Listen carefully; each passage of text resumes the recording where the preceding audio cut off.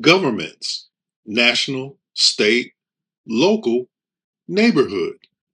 They are the entities that keep our societies organized and working toward common goals. They protect us, educate us, and even correct us when we get a little out of line. There are many kinds of governments around the world, but regardless of the form or size a government may take, there are certain things that each one of them must accomplish to serve the people they govern. I call these responsibilities the functions of government. This class focuses on our national government, but these are categories of things that all governments must do. That includes your state or local government and even your homeowners association. That's right. A homeowners association is an actual legal governing body, even though they only govern your neighborhood. On page 9 of your book, there's a section titled What Government Does. This section gives a list of things that all governments do. For our class, that list will be known as the functions of government. Protect their sovereign territory and citizenry. Provide national defense. The first and probably most obvious thing a government does is protect their sovereign territory and their citizenry and provide national defense.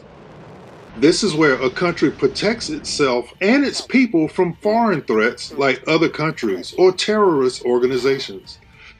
They could also be natural threats like hurricanes or even asteroids. Anytime you hear that the military is doing something, chances are that it has something to do with this function. Recently, America spent millions of dollars to send a satellite billions of miles into space just to crash that satellite into an asteroid.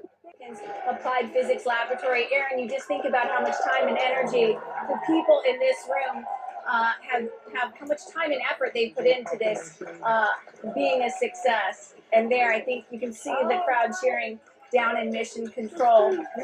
Probably the only time that you're going to cheer for a loss of a spacecraft, Aaron. Oh, and we have impact eternity personality in the name of planetary defense. Woo!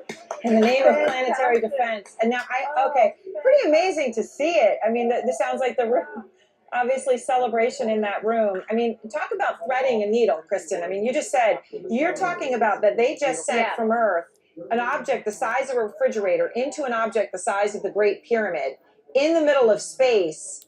We don't want that to happen again, so our government is learning how to protect not just our sovereign territory, but the planet as well. Preserve order and stability. This function sounds straightforward, but it's a huge and very complex function. One part of preserving order and stability is to provide emergency services and security in the wake of disasters. We live in Florida, so we see our national, state, and local governments perform this function every time we deal with a hurricane.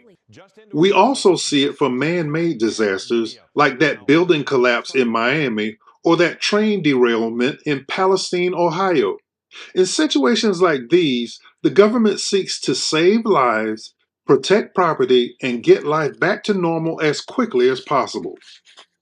Preserving order and stability also means government must provide political structures that have legitimacy. That means they work to ensure that citizens see government's exercise of power as right and proper. Things like free and open elections, public hearings, public records, and a citizen's ability to change government and hold public officials accountable if they feel that it needs to be done. Preserving order and stability also means managing the economy. To promote a healthy economy, governments must allow businesses to make enough money to continue providing the safe goods and services and jobs that people need. At the same time, they must also make sure that people are paid fair wages so they can afford those goods and services.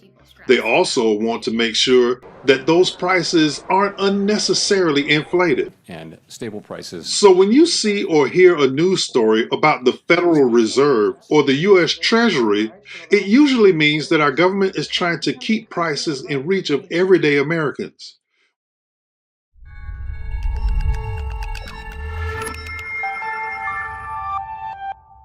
Hey, I kid y'all not, man. This property was bought by Amazon, and this is going to be an Amazon fulfillment warehouse. This was country land right here next to Interstate I-10, and I kid you not, they done literally did this much work within a matter of some weeks. When your city talks about setting up special enterprise zones to try to lure a new company to your area to create new jobs, that's also part of preserving order and stability. It's government's efforts to make everyday life as simple and comfortable as possible. When citizens have too many difficulties with basic day-to-day living, government either responds or people will change the government. Establish and maintain a legal system. This function basically deals with behavior. Behavior by citizens, behavior by businesses, behavior by the government itself. It's easy to get this function confused with preserve order and stability, but there's a very big difference. To establish and maintain a legal system means enacting and enforcing laws that restrict or ban certain behaviors. Enacting and enforcing laws, that's the key to this function. The purpose of this function is to keep people safe and to promote fairness. Therefore, this function is most often performed by law enforcement agencies and the court system. But this function can also be performed by other parts of the government. For example, your local health department inspects local restaurants to make sure they are following all safety laws and codes when preparing your foods. If violations are found, the department has the authority to shut down that restaurant until it complies with safety standards. That's enforcing food safety laws and is also part of establishing and maintaining a legal system. Provide services and goods. There are over 350 million people in the United States, with tens of millions of us living in each state. No matter how you divide them up, that's a lot of people. And there are certain goods and services that those millions of people need every day. Things like a robust and safe highway and road system, trash and refuse removal, keeping track of all those airplanes flying above, and even simple things like safe, clean drinking water. There are many things that people need, and only government is large enough to provide those things for everyone. We take it for granted that every smartphone has GPS, that we can go anywhere and find any address. Well, only our government was large enough to put up the satellites that provide GPS navigation. Just recently, only our national government was large enough to make sure that every citizen that wanted the COVID vaccine could get it for free. Public parks and playgrounds are also public goods, and our government maintains them. The FDA provides the service of inspecting meats and other items to ensure that they are safe for us to eat. And these are just a few of the goods and services that our governments provide.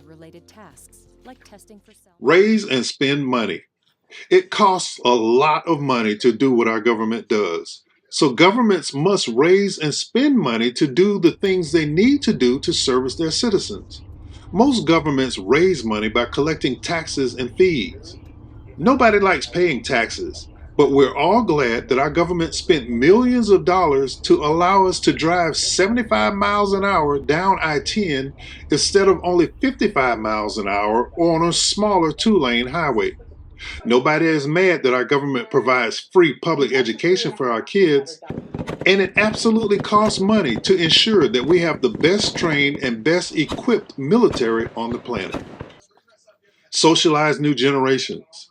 It's been proven over and over again that the better educated a population is, the more innovative and prosperous they become. Countries and societies need people with a variety of knowledge and skills to make life better. So, to ensure that citizens have the skills and knowledge to improve themselves and their country, governments educate them, particularly the children. They teach them the skills to be productive and prosperous. They also teach them to be patriotic, to have pride and love for their country, and to strive to improve life for their fellow citizens. And there you have it. These are the functions that our governments must do in order to provide and prosper. It's very important to note that very often one action by government actually represents more than one of these functions.